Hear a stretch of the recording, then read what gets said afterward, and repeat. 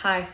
Hello, welcome back to my YouTube channel, or welcome in if you're new here. Today we're going to be doing my 2023 recap since it's the end of the year. I know I haven't posted on here in a while, so sorry. But one of my goals for 2024 is to get more consistent on YouTube, so there should be quite a few new videos coming. So make sure to keep an eye out for those, but let's go ahead and get into it. I wanted to start off this video by saying that there were some indie author books that I read and that just weren't for me, that I'm not going to be talking about in this video because I don't want to ever bash an indie author. I want them to be successful even if that book wasn't for me. I'm going to go ahead and start off with my very first read of the year. I started this back in the end of 2022 and then I had to keep going because it is a big boy and I'm really slow. Also, I'm only at 15 for the year, and a lot of you guys think that I read 100 books a year because I have book social medias. But let me just repeat this because I say this all the time. You do not have to read 100, 200 books a year to consider yourself a reader. I'm also someone who took a long time to start posting on social media with book things because I thought that I had to be reading 100 books a year and I didn't read enough to post about it on social media. And then I just got over that one day and here I am. But anyways, first book I read was Crescent City. I struggled through this like most people do, but everyone told me it was super worth it and to keep going, so I did. It's not that it was like bad at the beginning, it just like things weren't moving along the way I personally like things to move along. It was genius by the end, but it definitely was a chug for me. So even though I finished this in January of 2023, I still haven't read the second one because I'm just intimidated because I was told it kind of starts off slow again, and I know the third one is coming out, so like don't yell at me. I will read it, and I keep saying I'm gonna read it and I haven't, but I will. I promise I'm going to read it. I just struggled a lot through this one, even though the ending was amazing, it was genius, it was fantastic, and I know that. But it's scary when you look at this and then it's like, oh, I gotta do another one of these. I really love Crescent City, don't get me wrong. Really love it, love the characters. It was a chug. Next, I read an indie author book that I did really enjoy, so we're gonna talk about this one. This one is Secrets of Isoria by Christina Macari. I'm not sure if I'm saying that right, but Christina is like the sweetest. We've been mutuals on TikTok for a while, and this is a book that's kind of like Hogwarts combined with Avatar: The Last Airbender. This isn't my usual style because it is YA, there's no smut, and we all know I like smut, but I still really enjoyed this, so I ended up giving it I would give it 4.5 stars. Like, I thought it was very entertaining, it moved along quickly enough for me, and I really enjoyed it a lot, even though it's not my typical go-to, so I would recommend this one. Then I read Percy Jackson with the new series coming out. I actually did not read this series as a kid, and I know like everyone did, and I wish I had as a kid because it's kind of hard to read as an adult, but you have to go in with the mindset of knowing this is for kids and the language is going to be a little bit different, and I still really enjoyed it. And then I started reading the second one, but I just stopped because I got bored because I've watched the movies, so like I know what happens, and even though it's different between the books and the movies and it's interesting to see what's different, I still found it hard to read just because I generally know what's going to happen. I do plan on continuing to read the series because I do have most of the book, but the series came out today. I'm filming on the day it came out, so I'm gonna go watch it and eventually get to the books, but I was gonna try to beat the TV series and I didn't, so I will read them eventually. But overall, first one is very enjoyable. The next book I read was another indie author book that is my favorite indie author book that I've read so far. My friend is actually borrowing my copy right now because I raved about it so much, so I don't have the physical copy, but this is what the cover looks like. It just had a story that really kept moving along the way I like. It started off really interesting in the beginning, like it didn't take 200 pages to get into it. I was like immediately drawn in from the very first page. Really liked the characters, and it just at the end it just very much so felt like home. It was written by Victoria V. She is the sweetest. You should definitely check out the book because I cannot highly recommend that one enough, especially if you want to branch out into indie authors and support them. Then I actually branched out and read something that wasn't just like a fiction fantasy book, which is so out of character for me, but it's because it's a topic I really like. This is the little book of, it's pronounced Hygge, I believe. I googled it because I was saying it so incorrectly. It's Hygge. It's like a Danish practice to embrace like the winter time and basically make it more cozy and enjoyable. It's just a way to enjoy winter more and to value important things and such, so I thought it was a fun read because this is a topic that I really enjoy. I also have a card game that's called Hygge, so definitely recommend looking into Hygge even if you don't want to read a book on it. I think it's a very interesting topic, especially for people who live in cold places like I do. Then I read 2 books at once. I did more of like a soft romance and then I did a fantasy, and this was back when I got Fourth Wing as an arc. I don't usually accept arcs because I don't like deadlines, because then it makes reading feel a little bit like a chore. But this one was so intriguing to me, I decided to say yes to it. I had no idea what this was going to turn into.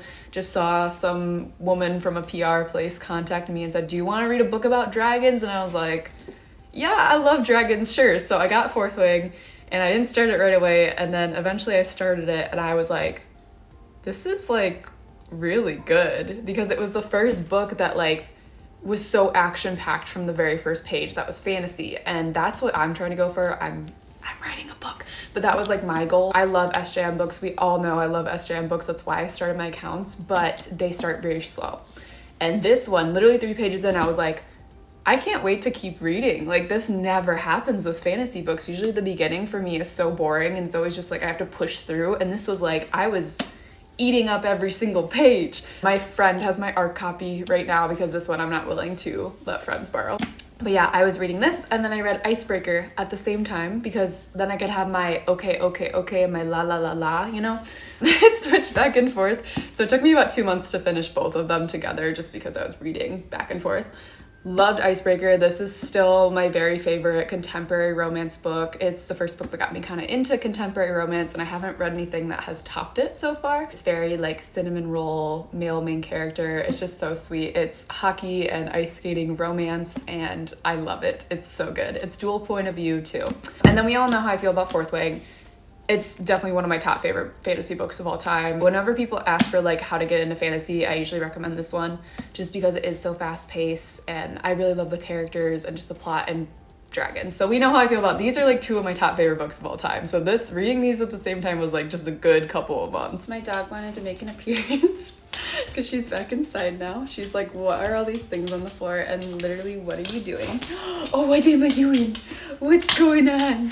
What's happening? Okay, the next one I read, I also don't have my physical copy because my friend is borrowing that one as well, but then I read Love Hypothesis. It's probably my second favorite contemporary romance. I like the STEM vibes going on. It was nice to do like a break from fantasy over the summer and just do kind of like a lighter read. But yeah, I really enjoyed it. I thought there would be a little bit more spice in it, but I did like the spice that it did have, so overall, definitely recommend. Rated that one 5 stars. Then, since it was still summer, I was still in my summer romance girly era. I read It Happened One Summer because like how fitting. Love Hypothesis and this one I both got for my birthday. I was loving this one at first. I already started like planning on rating it 5 stars. I bought the second one, and then like 3/4 of the way through the book, all of a sudden I got really bored and I almost didn't finish it, which like that came out of nowhere because I was like eating it up, and I think I don't know what happened. I did end up finishing it, but I ended up rating it 4 stars instead of 5 just because like I got bored partway through. Like all of a sudden I feel like the plot just kind of like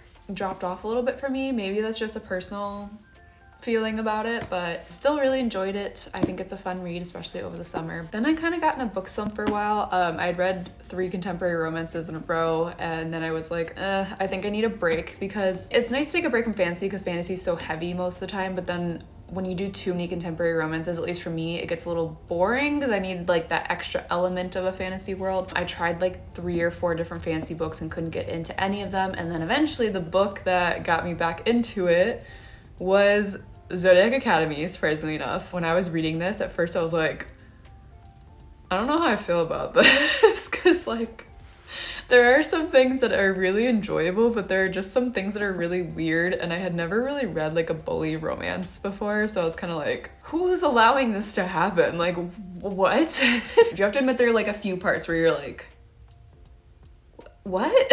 But overall, I actually really enjoyed it. I was like, as soon as I finished it, I like went and bought the second book immediately, because I was like, I can't wait. I got it on Kindle because I didn't want to wait for the physical copy to ship to me. I was so desperate to read the next one. I got so into it by the end of it, and I was like, I see why people like this. Like, I get the criticism that it has, but I also see why people love it so much. So then I got the second one and immediately was like eating it up, reading it, and then I got bored, and I haven't touched it in like 4 months. So I still have it. I plan on hopefully going back to it eventually, but it got boring for me. Just kind of in a lull of the plot right now. So I'm just kind of like, eh. So it might be a while before I get back to it just because I got bored. Like I said, I get bored really easily. I also tried reading Planes, Trains, and All the Feels. I was really, really loving that one at first. And I was like, oh yeah, it's gonna be 5 stars. Actually, it was my first audiobook that I listened to. I had the physical copy too, but it was free as an audiobook. So I decided to listen to it when I had some longer drives and really enjoying it, really, really liking it. And then all of a sudden, I just like stopped caring about what happened to the characters and I ended up DNFing it. I don't know what happened once again. I got bored. And now we're up to the point of where I am now in my reading journey. I'm 1 book away from my reading goal. Last year I read 13 books. I read like all of Throne of Glass. I was kind of in my Throne of Glass era last year. And then now I have 1 more to finish. I'm just about halfway through and it is Iron Flame. I'm kind of disappointed in this book. I'm not gonna lie, the first 200 pages, I was getting so annoyed. I'm like, they are having the same thing happen over and over and over and over. And nothing was happening or progressing. And then I got to a point where now stuff's starting to progress a little bit more. I almost DNF'd this despite how much I love Fourth Wing. I didn't touch it for like a month, but now I'm back reading it again and I'm hoping to finish it by the end of the year. Might not, doesn't really matter. If I hit my reading goal, I do, great. And if I don't, oh well. But I'm starting to like it again. I was told the ending is like crazy and exciting, so I'm gonna push through because it's getting more exciting now and easier to read. But I was really bummed because Fourth Wing was so good and moved so fast, and so I expected that out of the second book, and the second book was way slower paced, and the whole reason I loved the first one was the pacing because you hadn't really seen that before, I feel like, in the fantasy genre. So hopefully I'll finish it. I'm also started Cruel Prince, but I'm only like 4 chapters in and I kind of took a pause because I was reading this. So that'll be the start of 2024. We'll be possibly finishing this if I don't finish now, and then Cruel Prince. So that's pretty much my reading wrap up. Yeah, it's not a lot of books, but that's okay. I still read books. I'm still able to talk about the books. I just want to say apologies also that I haven't posted in like 6 months. I was having issues with the storage on both my phone and my laptop, and I was being really stubborn and didn't want to pay for more storage. So for like 6 months, I just like ignored that problem, and I shouldn't have. And I finally sorted that out, so all my storage is good now. So there, like I said, there should be a lot more videos coming. And if you enjoyed this, please make sure to like and subscribe, and also check out my other social channels. But yeah, thank you for watching. I hope everybody who celebrates the holidays had a great holiday, and I hope your 2024 starts off amazing.